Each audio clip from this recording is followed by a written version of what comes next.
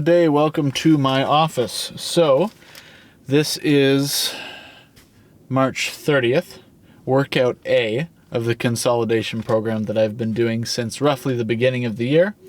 This is the 15th workout of the year, and minus two, the 13th workout of the consolidation program that I'm doing, because two of the workouts at the beginning of the year weren't part of this.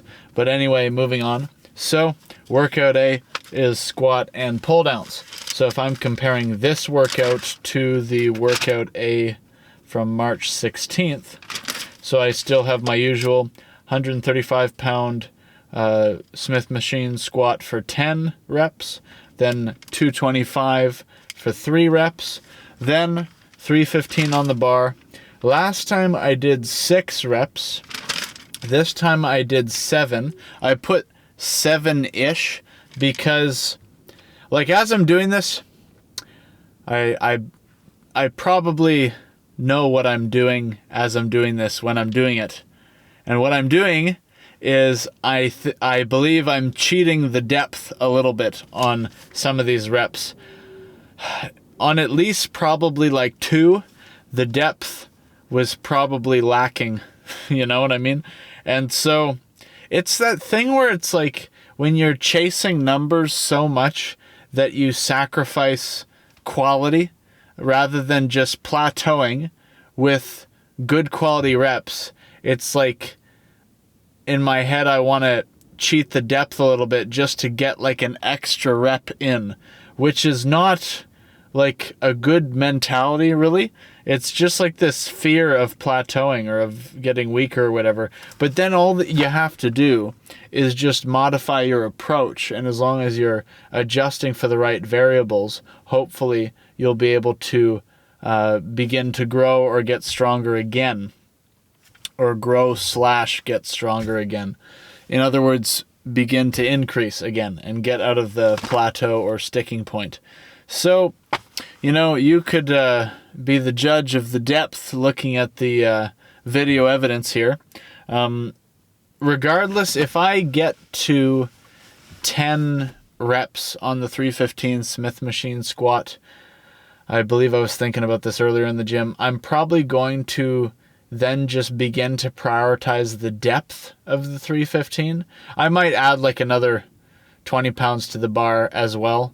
But like at some point the strength hopefully is going to increase enough where I'm going to like really go for the depth. Because like if you look at the depth that I prioritize on the 135 and the 225, it'd be good to get depth like that on the 315, because that would be like pretty full depth. Like not really anybody is going to have any problems with that level of depth on the Smith machine squat. Like it's not going like, you know, butt to the ground or anything like that, but there could be a reason why that might not be as healthy on the knees if you go too far down. But at least kind of getting your quads parallel to the floor might be considered pretty solid depth for most people.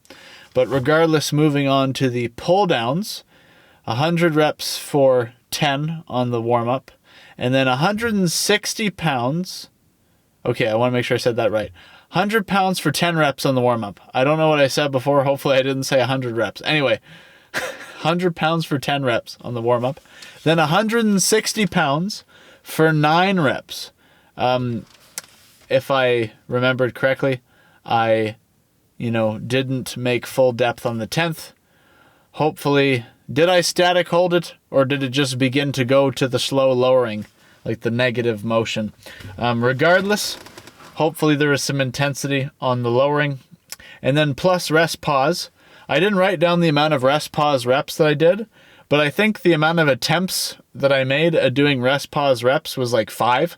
Like, you could argue that I maybe didn't need to go past 2 or 3 rest pause reps, because with each rest pause rep, I think at least after 3 probably, if I remember correctly, the depth of the rep on the rest pause wasn't very much as it went on. I was just kind of like, let's keep going, just get some, maybe I was thinking like just get some extra intensity in there, just go for another rest pause rep. So I think I went to like 5. And near the end, like at the end of those reps, like the bar didn't go very far down at all, but hopefully there's some solid intensity there. The grip strength was failing probably quite considerably near the end. And so as a result, so basically just comparing to last time on the pull downs on March 16th, I got 160 pounds for 7 reps plus 2 rest pause. So now it went up to, 9. So in my notes here, I'm going to go over my notes real quick. So probably cheated on the squat depth a bit, as I kind of talked about already. Pull down strength increase. Was it from the rest pause training? ? Possibly, I write in my notes here. And then I wrote later on, good arm pump. So doing all the rest pause and everything, after all that, did some of the posing in the mirror there. And then, walking around, going back to where all my stuff is hung up in the corner of the gym. If I remember correctly, like feeling like pretty good arm pump from that part of the workout. And so, not that you should necessarily gauge your workout quality by pumps or anything. I think Mike Mentzer talked about how, like, everybody likes a pump. He likes the pump, likes the feel of it, but you shouldn't gauge your workout success by whether you get a pump or not. I could be misquoting Mike, but he said something about the pump where it's like not a primary thing to look for. As far as I remember, as far as I would think, based on the heavy-duty training philosophy, the main thing is the strength and whether the strength is increasing or not. And so anyway, looking at that, even if I did cheat on the squat depth a bit, hopefully over time, the squat strength overall will just improve. And then ideally, the depth on the 315 as a result of the strength increase hopefully will improve as well. Really, this is kind of on me to just,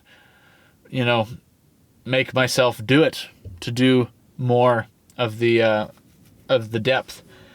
And at the very least, on the positive note, or more positive note, the pull down strength increasing by, I believe, 2 reps, which is good, because the pull downs kind of have been a bit of a slow grind, you could probably say. So yeah, 7, 8, 9. So yeah, two rep increase there, which is good. The rest pause training, I recommend it. It seems like it's good stuff. The only thing is you can't really rest pause with squat or deadlift.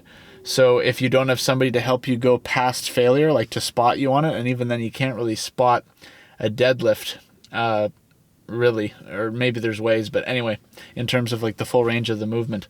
So it just goes to show, like, when I have Joe here spotting me on the squat, helping me to go like a rep or 2 past failure, maybe more depending on how I'm feeling, like that's where the secret, like, sauce is on the intensity side of things. Like that's where the gains probably are, is in somebody helping you to go past failure, to get that extra rep or 2, to just really just exhaust yourself. Like, try not to hurt yourself or anything. Like, this is all your decision making here, but I think that, like, when you got somebody to spot you to help you go past failure, again, like, you could be taking some risks by going past failure in terms of your potential for injury. But if you can do it without getting injured, to get somebody to spot you to go an extra rep or 2, like, the amount of exhaustion of the body system and possible growth stimulus might be substantial. So anyway, I'm going to leave that there. Thank you guys for watching. Have a good day. God bless.